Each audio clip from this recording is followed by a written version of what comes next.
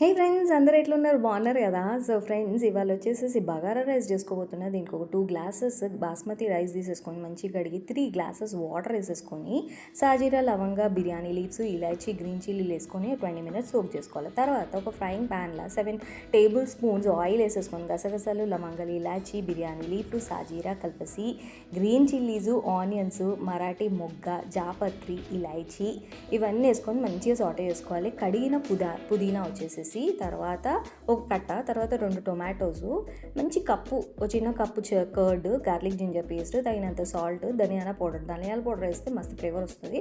ఇవన్నీ వేసేసుకొని మంచిగా సాటే చేసుకోవాలి. సాటే చేసుకున్న కర్రీ పైన మొత్తం ఆయిల్ తేరిందంటే ఇది ఉడికినట్టు. తర్వాత ఇది మనము ఏదైతే మనం రైస్ నానబెట్టుకున్నామో అదే ఇంట్లో వేసేసుకొని కలుపుకొని కరివేపాకు వేసుకొని మూత పెట్టుకోవాలి రైస్ కుక్కర్లో కదా. రైస్ కుక్కర్ మనకి రెడ్ బటన్ చూపెడుతుంది ఉడికినట్టు. అయిపోయింది మన బగారా రైస్ రెడీ. ఇది మీల్ మేకర్ రైతాలు తింటే మస్తు ఉంటుంది.